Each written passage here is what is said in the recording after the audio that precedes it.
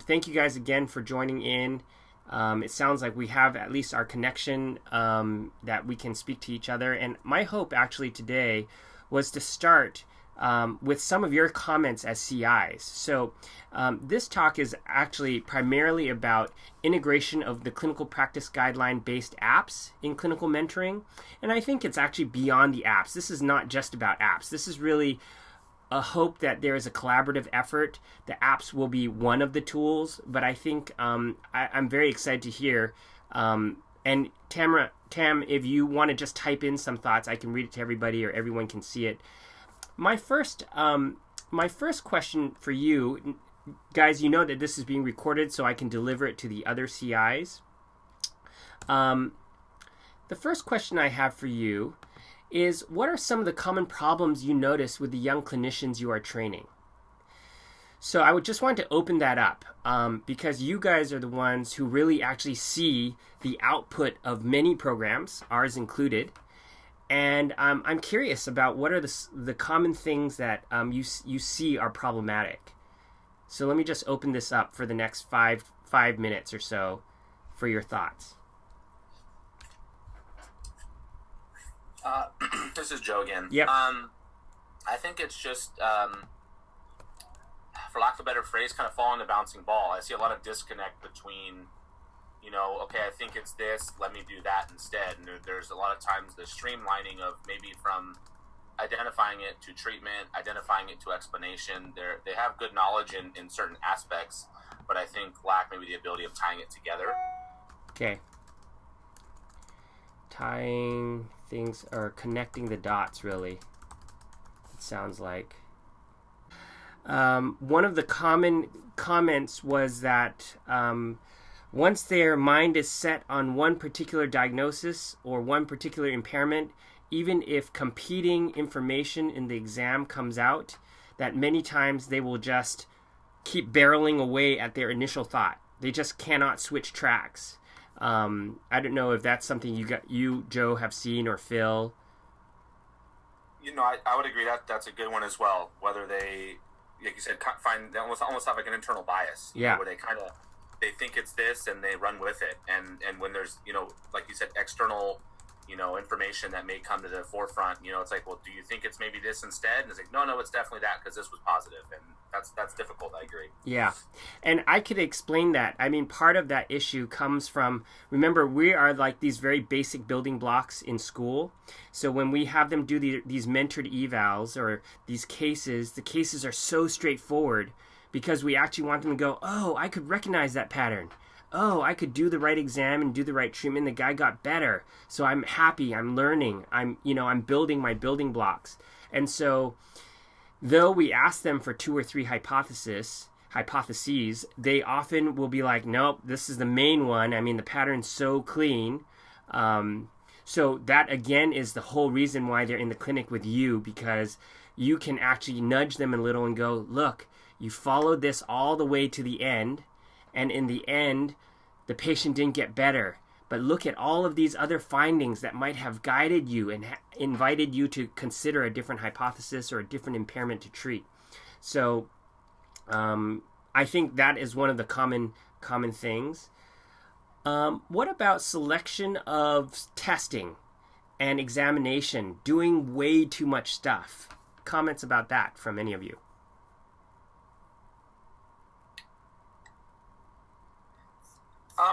I would say definitely there's a lot of, they go through multiple special tests. I generally actually have found most of them are generally in the right direction when it comes to, if they think it's a specific ligament or tissue involved. Yeah. But I definitely think that there's an excess in the amount of tests that are done and that comes with time and streamlining. But I think when 2 to 3 may suffice, or even 3 to 4, you see them doing 7 to 8. And almost sometimes it kind of muddies the water, because now they start getting some false positives and false negatives that I think really maybe affect the streamlining of care. Yeah, perfect. Awesome. Okay, that's great. And I suspect the others who are online, feel free to type in any chats you have. You may not be in a position where you could speak or one way or the other. I think these are all great thoughts. And I hope that some of this these thoughts. You guys will feed into your thoughts and comments, so that, again, this will be really a powerful collaboration between clinician and the schools as we try to launch these students into a great clinical experience. So I want to present a couple of quick articles. Pattern recognition is a foundation of expert diagnostic practice, right? So this is an article suggesting that it is not just experience alone. So high levels of experience do not necessarily mean that operators are capable of performing at high levels of expertise. So the reason why this is important to me is because almost to a fault, I have been very explicit about the most common patterns that they're going to see in the clinic. I want them to know that it is not just the Wild West out there. Commonly, a patient with a stiff osteoarthritic knee, they look similar, they sound similar. You treat them similarly, and they tend to get better similarly. And these patterns allow them to actually function instead of saying, guys, I've taught you everything you need to know. It's the Wild West out there. You've got to figure out every single one from scratch. To me, today's environment, it's very difficult to do that. And so the danger of it is this confirmation bias, this strong bias that they think they know what they're on, that patient is what they know it to be. And in some cases, they're going to treat it as a certain pattern, and it's not going to turn out to be that. And I think that's totally okay, because as long as they put their money on something and give it a shot and reassess, even if it doesn't work, they're one step closer to the right answer. So to me, this is kind of a valuable idea that my hope with you guys as CIs is you are forcing them to put their money on a pattern. And you're going to watch them play out that pattern to its endpoint and then reassess. Were they on or were they off? And they can actually grow from that. So though it may seem a little simplistic, from my experience in mentoring as well as in teaching entry level, I think that's where we need to start with them. And eventually, as they get better with identifying the simple patterns, they will be able to deal with these slightly off patterns or the combo patterns. So the other thing I wanted to show you was this idea that there can be roadmaps for developing reasoning. So this particular article talked about how teaching clinical reasoning by making thinking visible is exactly what we were trying to do with these apps. So the idea that many times the students are bewildered with all of these thoughts, all of these things floating around in their head. I've got to clear this and medical screen this, and decide whether the PT is PT appropriate, whether the patient is PT appropriate. And now I've got to figure out what movement faults and what differential diagnosis. Like, there's so many moving pieces that they don't even know where to start. So again, my thought is that if we can create a platform, an app that we've been using every week in classroom, which would be nice if they can continue to use in the clinic, that this prevalence data can be tied to a patient presentation, a subjective exam. I'll show you where these things are in the app. Can be tied to red flag screening. Can be tied to differential diagnosis, objective exam planning, movement fault assessment and observation, interventions that are tied to what you found, the impairments you found in the objective exam, and then the matching therapeutic exercises and patient education. Imagine if all of those complex thoughts that are in your mind are loosely, okay, and I won't say the apps are perfect for it, but they're a stepping stone. So a lot of these components are built into the app. So I'm going to cut out just for a second here and go straight to the app, which I think all of you have at this point. So in the clinical pattern recognition app, so let's just say you chose a body region. Let's say lumbar spine. So the patient could come in with a pain pattern. So the pain patterns are there loosely to make it more clinical. And so you said, hey, you know what? this patient is having pain shooting down his leg. So you're like, okay, so this is what the patient's telling you. So what are your hypotheses?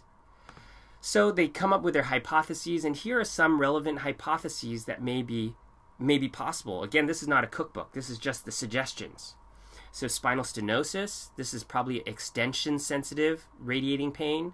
You have sciatica, maybe a flexion-sensitive or flexion-rotation-sensitive radiating pain. And then you have this leg pain referred from the disc, as we talked about yesterday. You also have to consider whether this person has this central sensitization. So that's what this generalized pain category is. And here's the common red flags that they should probably be looking out for.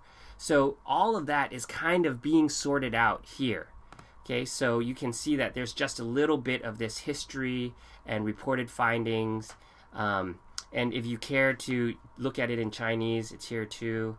That will be hidden soon. So imagine now, the students often will say, okay, I have a prescription for eval that's coming in tomorrow. It says sciatica or disc herniation. So I'm going to start planning my exam. This is one of the things that I'm hoping that I'm going to expect the students to do for you, is to plan on a regular basis for some of the more complicated evals that they're going to do. And it's not extra work on your part. It's really a little bit of deliberate action that I'm going to ask them to take. You don't walk into, an interview without a plan. Well, you're about to go into an interview with a patient in pain. It'd be great if you thought about it a little and planned a little, and I'll show you what I mean later. So here's the prevalence data. You can see all of the prevalence data is linked to the PubMed abstracts. They could actually refresh some of these things if they're trying to identify the pattern. This is a patient who's flexion sensitive and complaining of pain shooting down his leg, so they could watch that. And as they're planning their objective exam, I would expect them to plan it off of the top of their head first, and then they could always go in and go, let me double check. Great, I should look at lumbar mobility and assess, one, whether they have, what directions they are limited in and what directions reproduce their pain. And then here's some accessory motion assessments, because one, they should be looking for entrapment. They may provoke the symptoms, or they might find stiffness that they might want to treat. And our expectation, of course, is for them to rule in or rule out disc herniation. So here's the special test, a lower quarter neurologic exam, and some neurodynamic assessment. Great. At a very simple level, this is kind of how the minimum key findings that we'd expect them to do. And they could always watch these little clinical reasoning videos that I've built for them. Now, if you go into the differential, let's say the movement faults. And I think while I'm here, let me just show you that we've put in a lot of Shirley's movement test here. So we said, you know what, when you think of someone who has flexion sensitive, because your subjective said it's worse with bending, it's worse with sitting, that you should consider looking at some of his movements as he is able. So here is some flexion tests. If they're highly irritable and they cannot do these types of movements for you to observe whether they excessively flex or not, then you might choose to do a couple of tests that are in a less irritable position, gravity minimized, like quadruped or supine or seated. If they're more capable, so more functional, less irritable, then it's better to do things that are more functional. So take a look at a couple of movements in a couple of different positions that you would want to see. Do they demonstrate an excessive movement fault or some type of movement fault that you can correct and double check whether it affects their symptoms? So just as a glimpse, and I'll take you back into the app shortly, just so that you begin to get a glimpse of where everything is inside the apps. But you can see how a lot of these different pieces here in the map are kind of laid out in sequence, which is what is one of the things we tried to build in the app to make your expert thinking, to make conversations actually one step further than just an archive of a bunch of techniques. So 5 key thoughts related to taking students to the next level. This comes from my early days in residency with Joe Gages. we had patterns, basic patterns that we hoped students would recognize, would be able to examine appropriately, and would have a strategy to manage. So I hope that for many of you, this will be, or for many of our students, this will be their first big clinical experience. I'm not hoping to make them experts. I'm just hoping that you guys, as the clinical specialist, will help them take the leap in being able to recognize common problems and be able to do a decent exam and a decent intervention and a good reassessment and have a decent plan for follow-up. Kind of tied into this idea that Joe had, we really need to try to streamline the subjective and objective exam to match a clinical pattern, so to minimize doing too many things.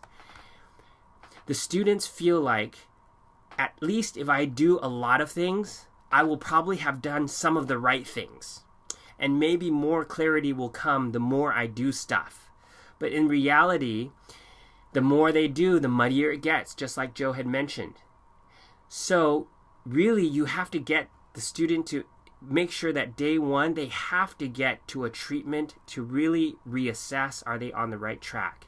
So I think it's valuable. They may choose to do a lot of things, and slowly you're going to trim them down and make them more efficient. I also think it's really valuable to reinforce the majority of the patients fit into some guideline-based classification. So every patient that I mentor the residents with, I basically ask them, what classification do you feel like that is? This is after the subjective exam. And I will watch as their exam progresses, are they doing what they said they believe this patient is? As they get better at this, they will become faster and they will become more confident. If everything is the Wild West, you never know what's going to be, you've got to gather all this information, it becomes very chaotic and very difficult for them to build these patterns. The other thing I was going to say for number 4 is I hope. Now, you guys can speak into this. I think, Joe, you might be the only one who's able to speak in, but for now. But do you typically, at the end of the day or the beginning of the day, when is the time when you guys are really engaging with the student? For myself, it kind of depends throughout the day. I mean, obviously on an eval, I'm engaging with them pretty regularly. Great. Well, I try, if the student's up for it, I mean, I even have them come in 15 minutes early every day, and we try and go over brainstorming stuff for the day. If we get time at lunch, I mean, just whenever throughout time the day. permits, I try to do it, throughout the day. Awesome. Okay, and Tam says both beginning and ending. Fantastic. Great. So, yes, my hope is that at the beginning of the day, if there's going to be a complicated eval, that the student would have already done a prep form. Okay, this is, again, no work on your part. I'm just asking the students, do not walk into this empty-brained. You should have something planned. You should have put some of your thoughts down on paper, because it's really hard. The students can kind of wiggle their way around and talk about a lot of things that they wanted to do or thought they were going to do. I think in the early days, it's important for them to put things down on paper. And I know they don't have that much time. So it might be something that they can plan to do the evening, even if it's just one of the evals. This is probably going to be a slightly more complicated eval. I'm going to be asking them, please fill out one of these basic forms so that when you're having your reflection or your conversation with your CI, they can, in a glance, see your thoughts, see your thinking, hold you accountable to your thinking, or guide you from that. So I think there's some value in that. Again, you guys can speak into, is that asking too much of the student? Is that going to complicate your time too much? It's just my thought about what we've seen when we force the students to write down a few things. It kind of reduces the risk of them just being scattershot, doing all kinds of crazy stuff. And then lastly, point number 5 is just to apply the functional rehab pyramid, which you have in your last handout, which is hold them accountable to their interventions and what they choose to treat. Did they follow the pyramid in a reasonable way, or are they just like, hey, it's patellofemoral pain, I'm going to start strengthening the glute med? Well, actually, they're having patellofemoral pain because they still don't have good knee extension. right? So maybe you should start with range of motion first before you start doing the motor stuff. Or maybe we would have a conversation that it's okay to do both together. Ultimately, I think this particular pyramid of priorities is an important pyramid to reinforce. Yes, they will come with these forms. I emailed it to you, and I'm actually inviting them to fill one out on a complicated eval at least 3 times a week. And it'll be up to you guys to say, hey, you know what, I think that's really valuable. We'll talk about it at some point. Sometimes in the morning we'll talk about it before the eval. This is in reply to Nikki. Or in some cases, we will talk about it at the end of the day or at lunch. But I would like to see your thoughts. And I would like to see you reflect on your thoughts. So, all right. So we're into the top 6 tips. I wrote yesterday that there was a top 10. I don't think there needs to be top 10. I think 6 is good enough. And so I ran this by with a number of CIs and things of how they see the students using it, how they think it can be best used. And so I'm just going to go through these quickly. Number 6, know that the students will be using their mobile devices. So for most of you, I think this is not a major issue.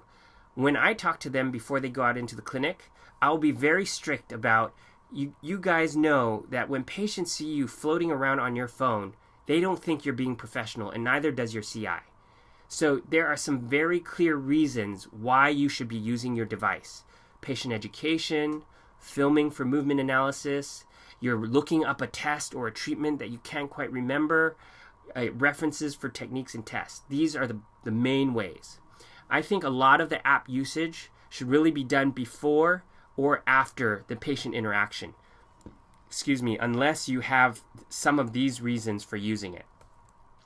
So again, I think that will be in your ballpark how you define their usage or what is appropriate or what is not. But I, on my side, will already be pushing them about professionalism. Number 5, special test review and decision making. So each of the special tests in the app has the sensitivity, specificity, likelihood ratios, and citations. And essentially, if you look here, this is just a page from the app. This is Biceps Load 2. You'll see that this data is here. It's cited below. And we've basically taken the study that has a very high QUADA score that best represents the trend of the other studies. Usually there's 5 or 10 studies. So we chose not to show you 5 or 10 data points. We just said this study was well designed, it has a high QUADA score, and it generally represents what the other studies are also saying. So we've chosen that data to present. So I think this can come in handy in your conversations. You're like, why did you do that? That was a negative test. What did that mean to you? Let's take a look at the numbers. And you only have to have that conversation a few times, and then it's loaded into their brain. Oh, that's a sensitive test, or that's a specific test. So I think that's one of the common uses. So one of the action points, and these are again just suggestions because you guys are the specialists at taking the students. Encourage the students to choose specific tests for ruling in, to do sensitive tests for ruling out. In some of the sessions at CSM before, they talked about it's good to do sensitive tests early in the exam because you're ruling out the common things, looking for negative findings with these sensitive tests and ruling out these kind of differential diagnosis. And then observe and ask them why they chose certain tests. Talk about it. Help them refine them. Tell them, just like you mentioned, Joe, it's okay not to do 7. You did 2. They were both negative. Good enough. You've met that threshold that says I can make a reasonable decision. I think they will really value where you can come in and kind of help them begin to take little shortcuts where they think I need to do everything. You're like, nope, I would have just done that and moved on. So again, that's part of the magic of some of the things that you guys are doing with them. All right, developing differential diagnostic skills. So reducing confirmation bias, making them think about at least assessing adjacent regions, so regional interdependence, using sensitive tests for ruling out, and when you ask them, what are some of your other hypotheses? please check to see that they are proving or disproving those other hypotheses. So in the app, you'll see that there is a differential button. So this is under the physical exam.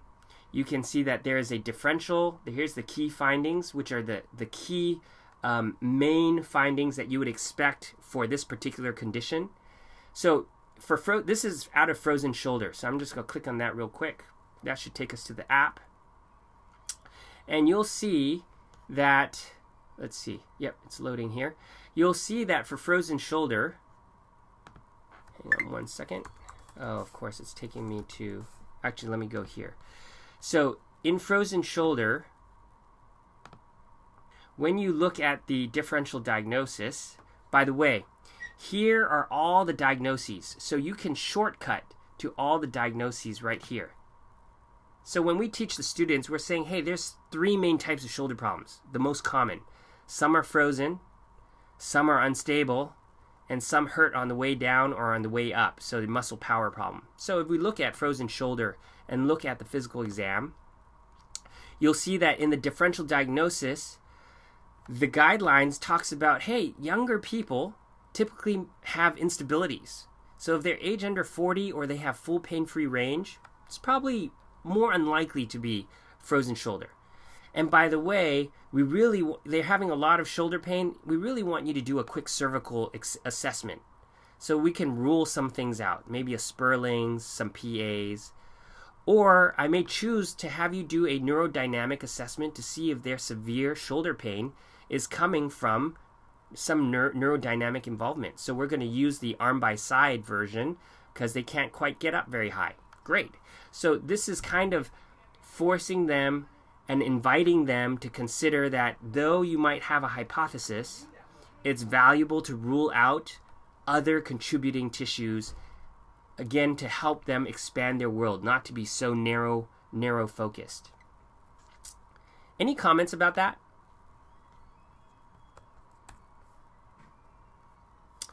Okay, so the action point here is please encourage the students to clear at least 1 or 2 adjacent regions or tissue sources. So we want them to not be like, I know it's frozen shoulder, all I'm going to measure is shoulder range of motion and accessory mobility. That's it. That's what's in the key findings in the app. It's true. Those are the key findings for frozen shoulder. But a good clinician would have probably did a differential diagnosis by clearing some adjacent joints or tissues. So please force them to do that. Help them become better at not being so narrow-minded. So observe or ask them what they chose to do for clearing. Have a conversation. Share with them what you would have done. Maybe you would have said, you know what, I wouldn't have done quadrant or overpressures. I just would have put them on the table later in prone and PA'd their neck and see if I brought on anything. Hey, that is totally fine. It is your specialty kind of augmenting the classroom and augmenting them in the clinic. So far we have talked about, 1, using the app for special tests, choosing treatment options. Then we've talked about differential diagnosis. Here, I think this is quite valuable as well. This is the next generation of PT, I think. And that is, we should never treat a patient without some connection to movement or postures or habits. So every patient tells a story about movement or postures that may contribute to their pathology. So again, in the app, you saw that, hey, this patient has disc herniation. Well, they're having terrible pain shooting down their leg right now. Do you really want them to bend forward and show you their excessive flexion? I don't think they can do it. But I do think they could potentially do quadruped rock back or unilateral hip flexion and show you that they excessively flex and that you might be able to correct that movement fault. Or in the case of, let me take you back to the app for a second. Let's just say shoulder impingement. So I'm going to all diagnoses.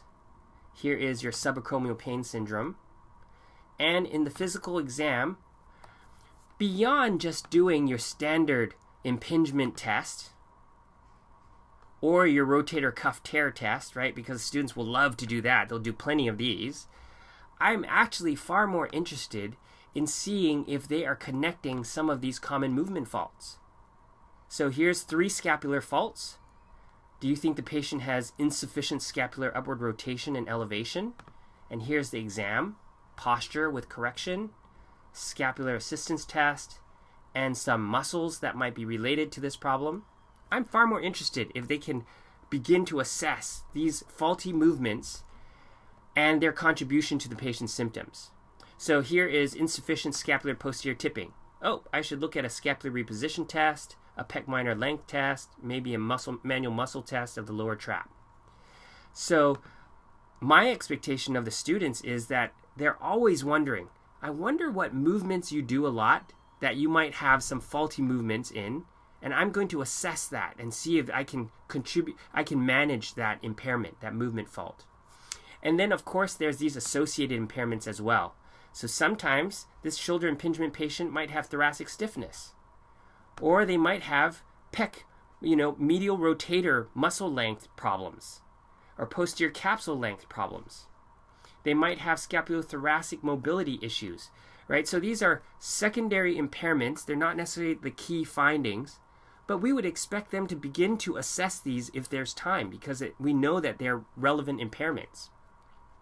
So that, I think, ties into this idea that we hope that they will look at movement, that they will test movement and try to change movement and teach patients about what to avoid and how to correct these movements that might be driving the problem. So again, the action point here is encourage the students, the student clinician, to make some connection and to examine a key functional movement like some asterisk sign with the mindset that they're just not looking for pain reproduction, they're actually looking for the quality of the movement and whether some of these movement faults exist and whether they can make a correction.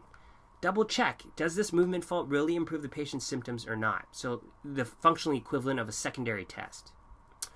Any comments on that? I imagine for most of you, you guys are doing these kinds of things. I think it's good to enforce that in the student, that with every patient, you should be able to look at a movement that they're having a hard time doing. Any comments on that?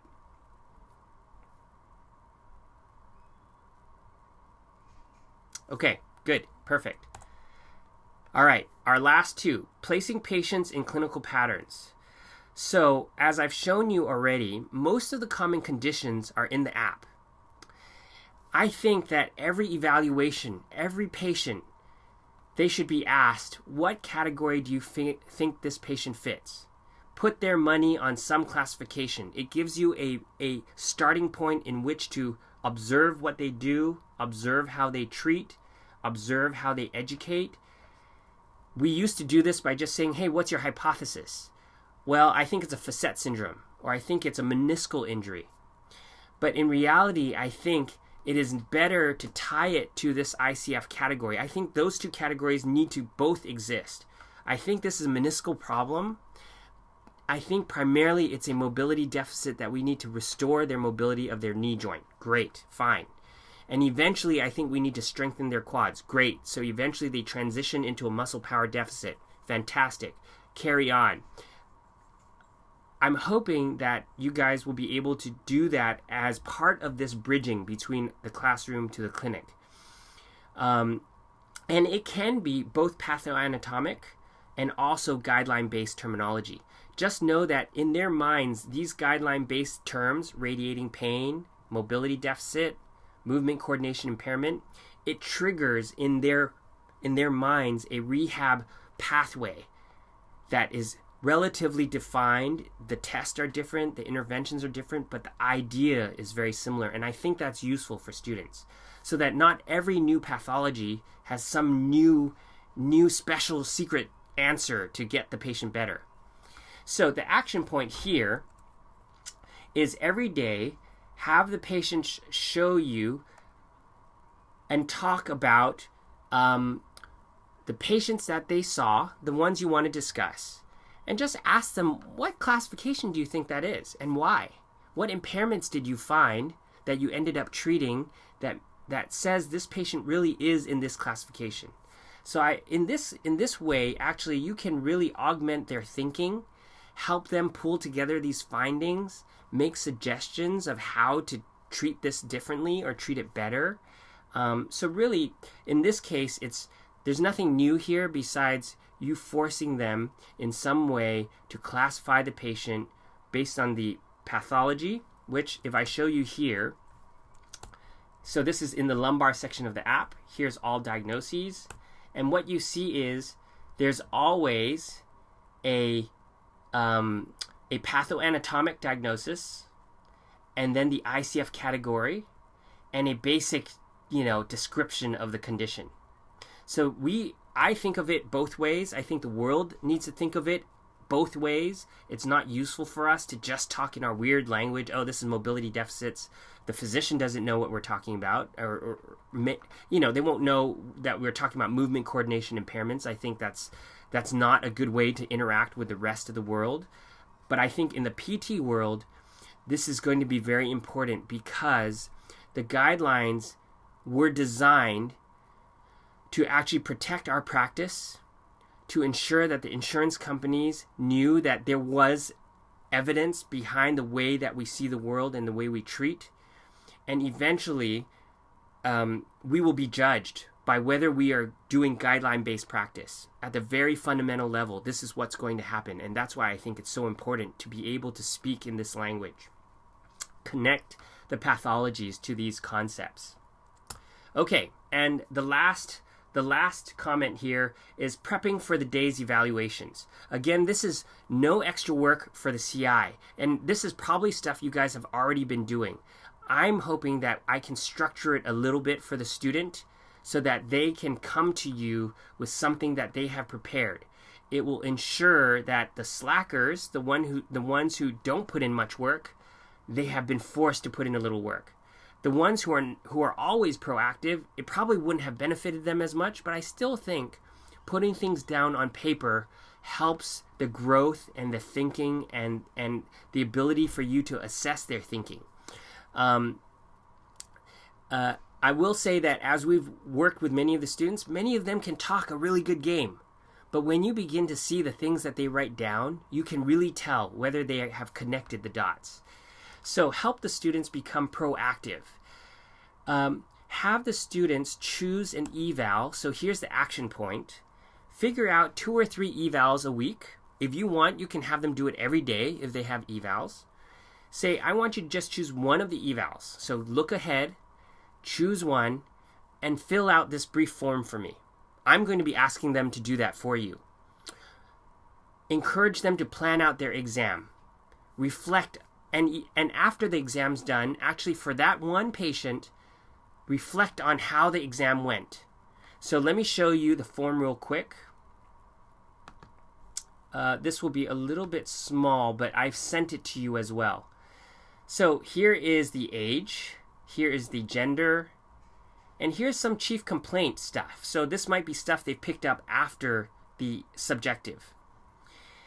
This is part of the chart review, so I think that's valuable as well. Have you noticed what's their medical diagnosis? What are your alternative hypotheses? What are some tests that have already been done? Some medications? Let's begin to integrate all the stuff you've been thinking about and learning. So it's really an integration exercise that we may not think to ask them about. They're going to be forced to think about. And I think that eventually creates habits, good habits.